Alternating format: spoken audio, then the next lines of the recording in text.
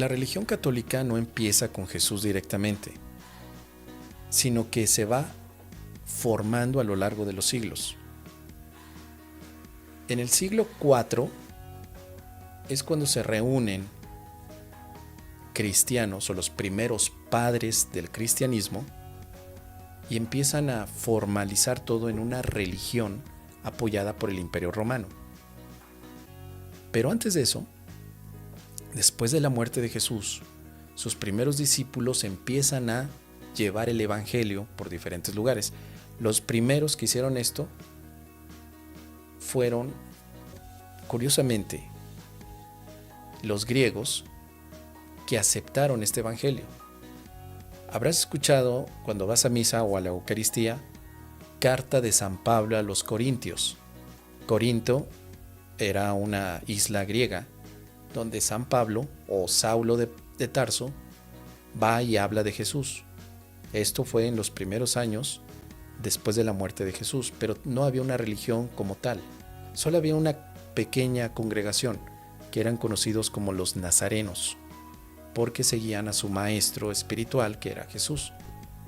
Pero muchos años después, querida Marta, los primeros que ya le querían dar formalismo dijeron que Jesús había especificado que fuera Pedro el que fuera la parte fundacional de la iglesia, porque en la Biblia podemos ver que dice: en ti, Pedro, coloco la roca que será la unión o la formación de una iglesia. Entonces muchos dijeron: aquí Jesús le está diciendo a Pedro que Pedro se dedique a hacer una iglesia. Entonces se considera a Pedro como el primer papa de la iglesia católica.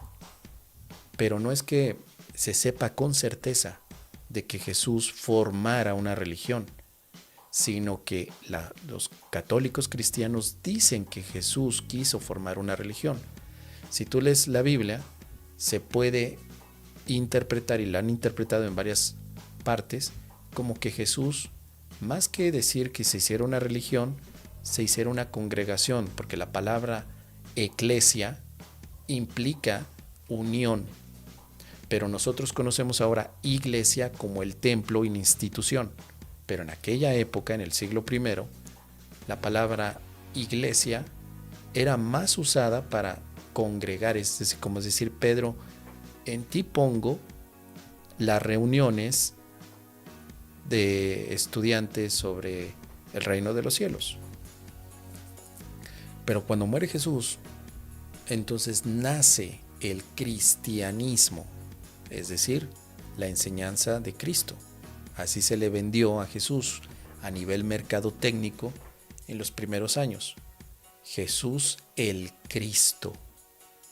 Porque Cristo también es una palabra griega que significa el ungido, el especial. Como diríamos en México, el mero mero, el bueno, no tanto el Mesías. Porque Mesías es otra palabra, pero pertenece al ámbito judío. El Mesías no necesariamente es el Cristo. El Christos es una palabra griega. Mesías es una palabra hebrea. Por eso Jesús el Cristo no es Jesús el Mesías. Porque Jesús el Mesías querría decir que es otro profeta, pero que ahora iba a liberar al pueblo judío de los romanos, y tendría que haber tenido Jesús un enfoque más político, que era lo que querían los judíos de aquella época, pero Jesús nunca fue político en sí. Entonces no se le podía dar el término Mesía a Jesús. Mesías tiene que ver con la parte política, Jesús no, por eso no se lo dan a Jesús como Mesías. ¿Qué es lo que hace Saúl o Pablo de Tarso? Pues dice: bueno, no puedo vender a Jesús como el Mesías, lo tengo que vender como el Christos, el ungido, el Hijo de Dios. Por eso es que los griegos, dentro del ámbito cristiano, jugaron un papel fundamental para que hoy tengamos esta religión. No solamente los romanos como extensión del imperio, pero los primeros cristianos en aceptar completamente el evangelio fueron griegos que tenían también una enseñanza de Platón, y de Sócrates, que eran considerados como los máximos exponentes de una sabiduría. Y lo que Jesús decía les hacía mucho sentido con lo que Sócrates, Platón y además, escuchen esta palabra, Plotino, da una enseñanza griega muy parecida a la de Jesús, en la que hay un solo ser que nos ha creado a todos nosotros. Eso lo dice Plotino, pero no lo decía Platón. Sin embargo, Plotino es como que el místico dentro del ámbito de la filosofía socrática. Bueno, más allá de todo esto, lo estoy diciendo así porque aunque Jesús parece que no tuviera la intención de dar o crear una religión, los seguidores de Jesús sí querían un formalismo, una religión institucionalizada. Justo lo que tenemos hoy, el Vaticano, una jerarquía también de obispos, sacerdotes, una serie de rituales que te llevan a vivir como cristiano, etc. Todo lo que tenemos hoy eran los sueños que tenía en ese momento Pablo. Pablo, te estoy hablando del primer siglo después de Cristo, el primer siglo. Todo eso lo soñaba seguramente Pablo. Pablo soñaba con un lugar que compitiera con las sinagogas judías, que fuera la competencia literalmente del mundo judío. Porque hay que recordar que lo que decía Jesús no era lo que decían los judíos. Y Jesús nació en un ámbito judío. Jesús conocía perfectamente lo que era la religión judía, pero rompe con el judaísmo y dice: yo no estoy de acuerdo en venir a sacrificar animales como ustedes judíos.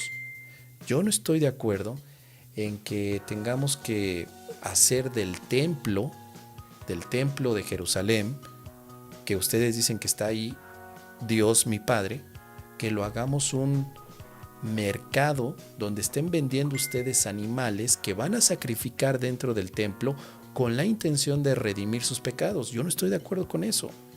No estoy de acuerdo con que tengamos que matar a un cordero en la Pascua.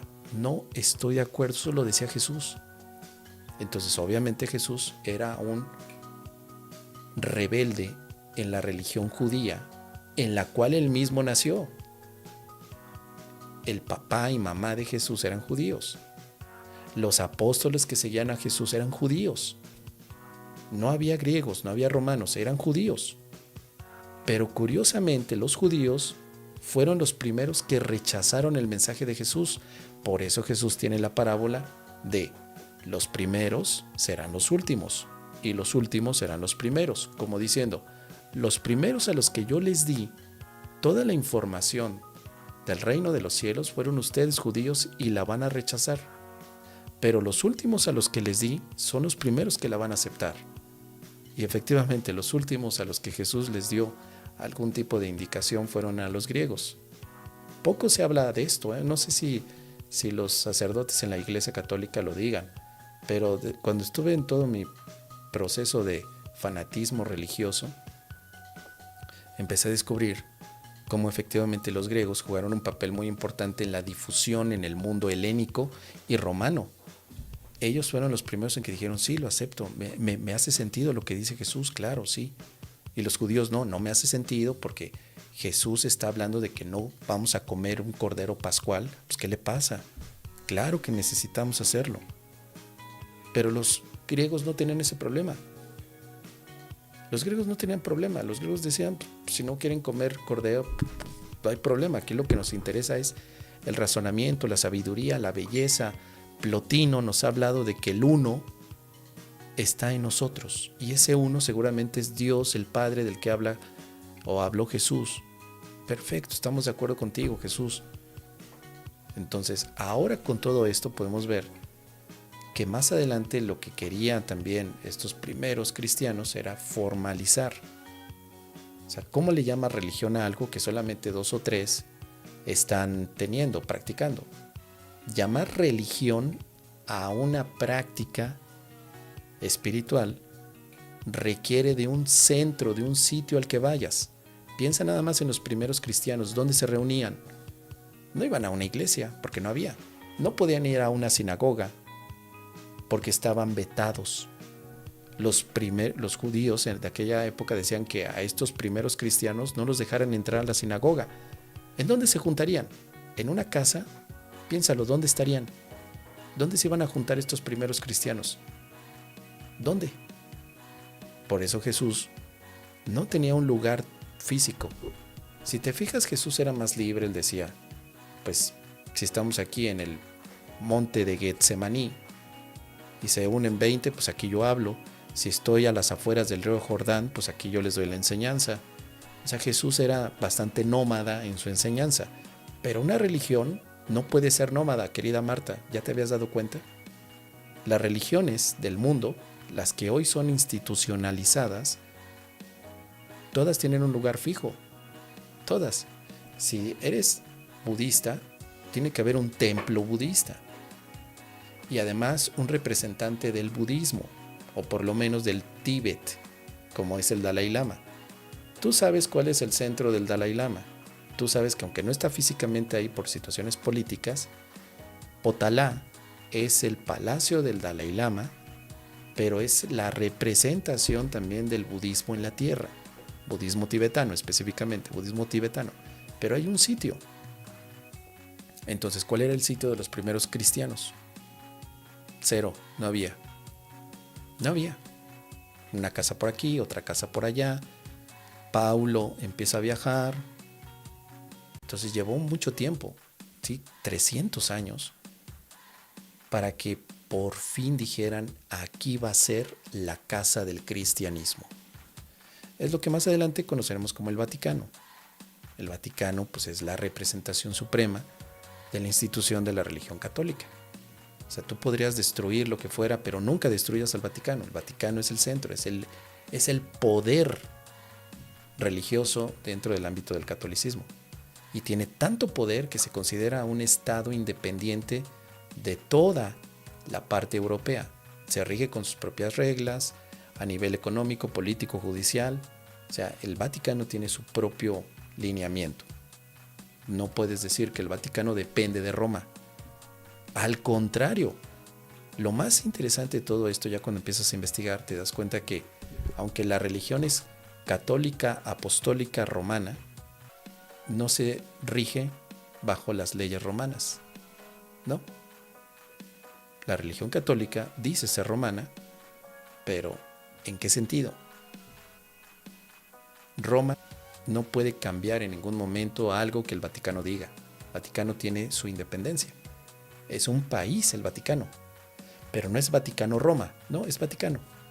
Y ahí está literalmente concentrado todo el tema del cristianismo. Pero ya me extendí demasiado. Este es un tema que me ha apasionado mucho tiempo. Ya no lo estudio, no estoy tan al día, pero te quería comentar esto precisamente nada más para que te des cuenta que la formación de la religión católica como la conocemos hoy ha pasado por muchísimos años de organización y de un crecimiento, promoción y también de uso de la política para lo que hoy tenemos. Y quizá dista mucho de la visión que Jesús tenía sobre su mensaje. Tal vez no es lo que Jesús quería. Tal vez esto es lo que los hombres quieren, no lo que Él quería. Lo que los hombres hemos querido y hemos hecho de sus enseñanzas. ¿Qué te parece? Ahí te lo dejo como reflexión. Déjame aquí tus comentarios.